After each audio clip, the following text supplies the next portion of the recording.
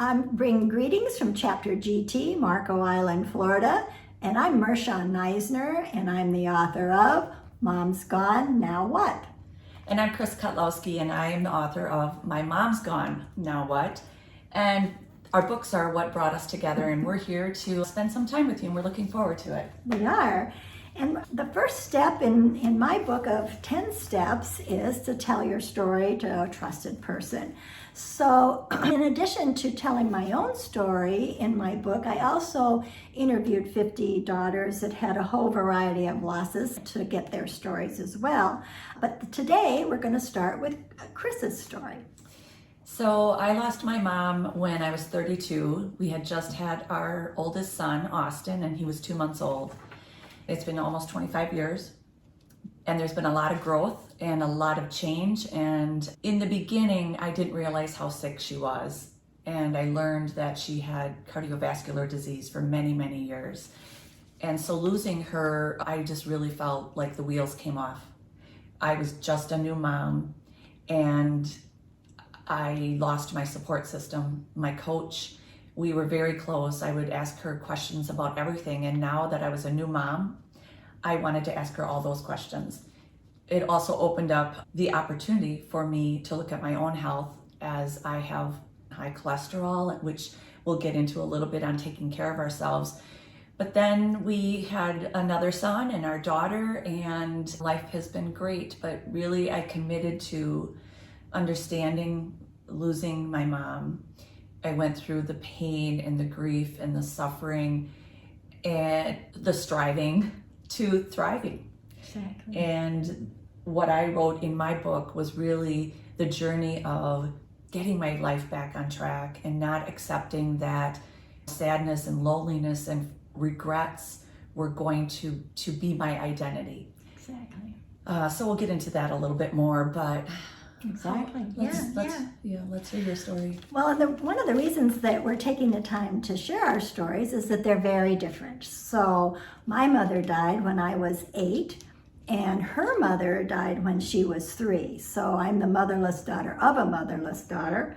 I'm also an only child. So when my mother died, it was just my dad and I. And prior to that, he had been, when I was born, he was in World War II. And then a few years later, he got called back and was in Korea, in the Korean conflict. So we barely knew each other. So we sort of looked at each other and went, we were almost strangers. So how are we going to do this? But we were very determined. And this was in the early 50s. I'm 77. So this was in 1954. And it was a time when men weren't supposed to be raising daughters by themselves. We had no other relatives around, and in some ways it was sort of us against the world. And I think even though we didn't talk about it, there was that sense of we can do this, and we can do it well, and we can do it together. And we did. I had a wonderful childhood. I grew up in Nebraska, but we didn't process. My dad, my goodness, he out of the generation where you pull yourself up by the bootstraps and you move on. And so, that was what I did as well. And we just carried on. So that's briefly my mother-in-law's story. But we'd also like to ask each other some questions that we think you might have if we were there in person, which we wish we were, but we're not. So we're gonna ask some questions that hopefully are on your minds. And the first one is, what consequences of your mother's death do you feel are still impacting you? So that would be a question for you, Chris. Okay, so the first thing is the value of my health. Both of my parents passed away from lifestyle illnesses. And I realized when I had extremely high cholesterol that I needed to take care of myself. 2 of our children are on that same path. And so it was really like, how do I take care of my physical, my mental, my social, my spiritual needs, all while having 3 young children and starting businesses and getting on that, very fast pace of life, which is extremely hard to have self-care and to put yourself first when it's mommy, mommy, mommy, mommy, mommy. Exactly, for sure. And now, for sure. now they're really not saying mommy anymore because they're, in their 20s. Yeah. Hard. But so health was the first thing that I needed to work on. Mm-hmm. So I adopted eating healthier, exercising, really working on my hurts and my deep-rooted, feelings, which is not an easy process. So I had to learn how to sit and how to get out those raw emotions. I journaled a lot, and that's why this book came to be, because for 10 years the journaling is what got me through. Exactly. And I for a very, very long time had questions, and I doubted myself. Once your mom is gone, what's on the other side? It's the unknown. And for some of my friends that had their moms to consult with and ask questions or just have support and guidance, I didn't have that.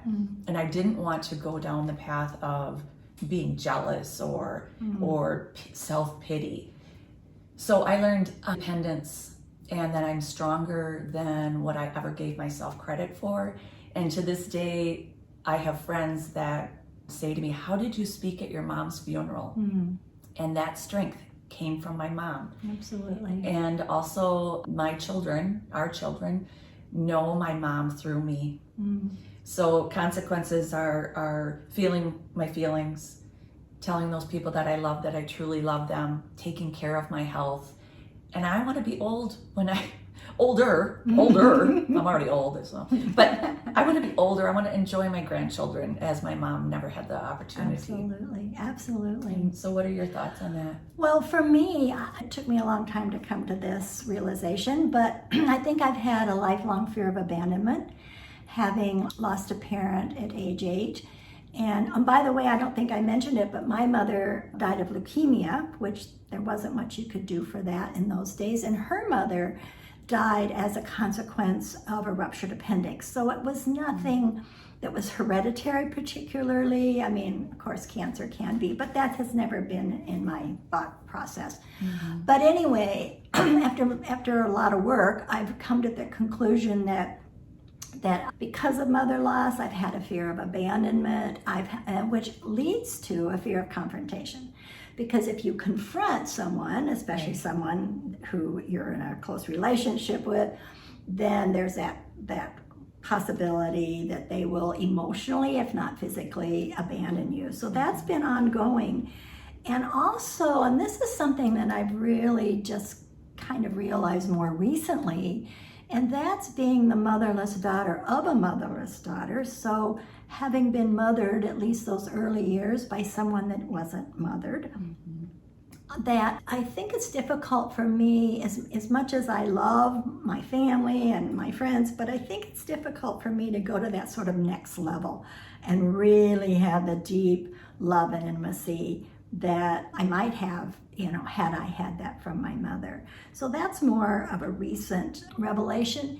And then I've always had a real desire for friendships, women friends. And even as a little girl, I always had best friends. I did a lot with my friends. And usually, most of my life, I've always had at least one woman in my life who was sort of a mother figure.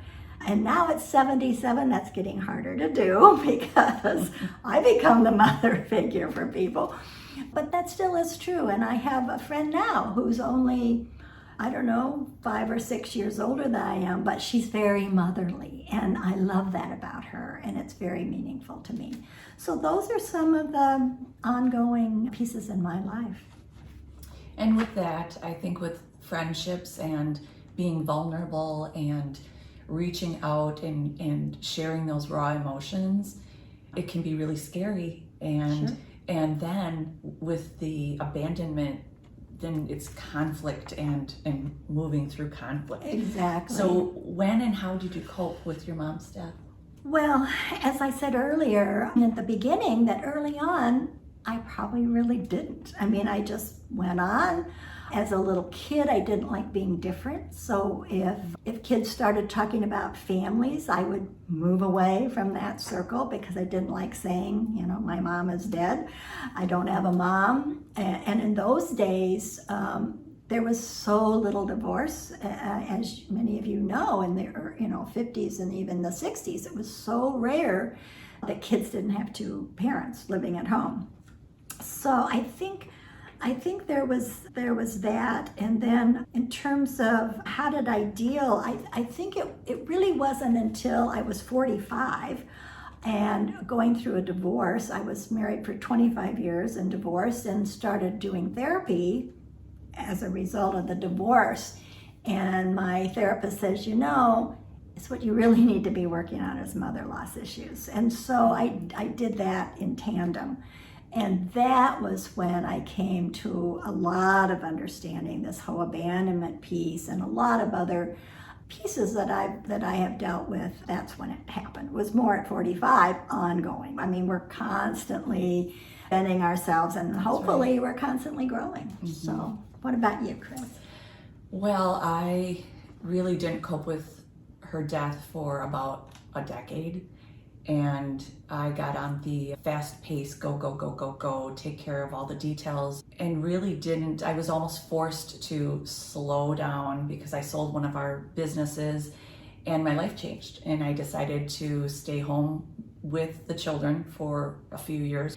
And that forced me to really evaluate what my values were, how I wanted to raise our children.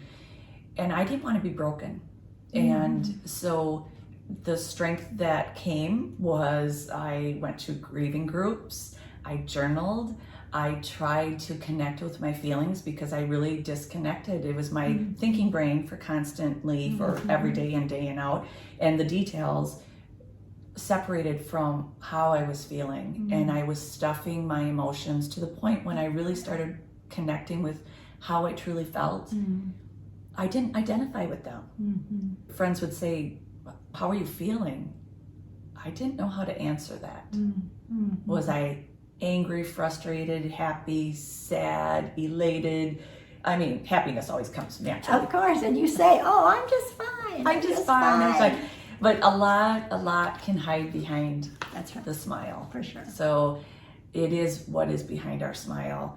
And for me, it was called work, persistence, perseverance, a lot of tears. And it's hard work. And hours and hours and hours, even thinking about life before Mom passed away. Then, did I give her enough time before she passed away? Did I tell her I loved her enough? Did she know how proud I was of her? And what follows is the nightmares and the dreams and the disbelief and all of that, and being able to settle into a place of acceptance and forgiveness of our own selves. And also, I just really think it's impactful. I had to say, how would my mom want me to live my life? Absolutely. She wouldn't want me to be sad and longing for her and just being in that standstill place. She would want me to live it to the fullest. Absolutely, absolutely. Let me just interject here. When I talk to these 50 women, like, unless a daughter who lost her mother very young, like me, unless they had bad caretaking, bad parenting in that interim, the daughters who had the most difficulty working through mother loss, etc., were the daughters who lost their mothers at Chris's age and in their 20s. The daughters who lost their mothers when they were in their 20s and 30s, like Chris, had because they had all that to think about. I didn't think about any of that, and so Chris, in my experience, is very typical in terms of you're very typical in terms of what you had to work through. I don't think I'm typical, but because there is more. There's more to There's so many levels. Exactly. And I just feel like you really have to let the tears flow. That's right. And let them flow whenever they want to flow. And the judgment of how other people feel about your grieving process, I think it's an individual experience. We all have those same emotions, but our journeys are different. The circumstances are varied, and we have to be bold and have our own identity and know that there is life on the other side. Exactly. And there's more. Exactly. There's more. So how did dealing with your mother loss help you deal with other issues of loss? Because I'm assuming that you ladies have had various losses. Maybe you've lost a husband, maybe you've lost a child, God forbid. Maybe, you've lost perhaps both of your parents over time. So how did your experience of dealing with mother loss help you with others? Well, it did give me insight to have patience and know that this too shall pass, and that I am going to be okay. Things are going to be okay. I really feel that keeping hope, for me, faith, and not having to rush the process of anything, whether it's, I needed to realize that life is tremendous and life is hard. And just because it's really challenging, and there's been several other losses, losing my father, taking care of him for 13 years, challenges with our children's health, and challenges and all of that, friendships and everything, is to be patient and wait for the answers and not to be so reactive with everything. And really just the hope and the faith, knowing that our experiences give us wisdom. Even though I was really young when my mom passed away, I drew on what she gave me during the time that she was alive. Sure. And Made a difference, yeah. made a huge difference about Well, and I think for me, as I said earlier, I was married for 25 years, divorced, and then I was a single parent for 8 years, and I remarried. And my husband died 11 months later. He was 53, I was 55. And it was literally, he dropped dead from a heart attack. So I really went back to that resilience that I had learned. I went back to that whole sense of I'm going to be okay, I'm going to get through this. So a lot of just like Chris said, that self-confidence that you gain. I think for something really recent, I really had a hard time with the isolation of COVID. I had a very big, rich, full life, and like all of us, it suddenly ended, but I had no family around, etc. So for me, I went back to like what Chris had said about journaling. I hired Chris as my wellness coach. I wrote a book. I published this book, and then I wrote another during COVID. But I did all that sort of looking to the strength that I had gained through losses in my life. Because for me, COVID was another experience of loss, very different than death, but it was still an experience of loss. So that was another way to do that. And just adding, I never thought of my life without my mom. I could pick up the phone and she would be right there. I wouldn't even have to say anything, and she could hear if I was crying. Sure. And I never thought about life without her. And I became the woman that I know she always wanted me to be. I have faced fears, and I live by feel the fear and do it anyway. Absolutely. And I foster so much of the things that I choose to do, the people that I choose to have within my life, because of the strength that I gained from her and that severe loss. Absolutely. And don't you love that feeling, Chris, that you are who your mother would want you to be? You know, for me, my mother's last words to my dad, to her husband, were that she hoped that I would turn out to be a wonderful woman. That was her words. And of course, that meant different things to me. At 9 years old, it meant maybe that I get good grades, that I'd be a good girl. I was a very good girl. And that's one of the reasons. And then, you know, as I've gotten older, that expanded and it had bigger meaning. So much more impact than you could have ever imagined consciously, but that's... But like you, I had that feeling of, oh, I am the person she would want me to be. Yeah, I have a note from my mom that said, I am so proud of you. I don't doubt your abilities. And so yeah, it's innately in my mind to make good choices. And as far as health and nutrition, I was the Mountain Dew Snickers girl. So for me to start eating better, giving up ice cream and pizza and my M&Ms was a big challenge. But and she doesn't do that. I can verify that. So because it was health that I lost her, it was the health that I chose to expand and learn about. And move my body and feel the energy with moving my body and think better and get rid of my negative self-talk, all the horrible things I would say to myself. And again, behind a smile, Absolutely. or what goes on between our ears is so different than what people think. That's right. And was it difficult, or has it been difficult for you to ask for help? Oh, well, yeah. I mean, I'm old, so I think as you get older, that's hopefully one of the things you learn. So I think I'm better at it than I was. And it's being open to that, and Exactly. And being vulnerable. And being vulnerable, that's very, a lot of it. Very difficult. And I think, Chris, because of both of our books, mine is Mom's Gone, Now What? Hers is My Mom's Gone, Now What? Now, we didn't know each other when we did this at all.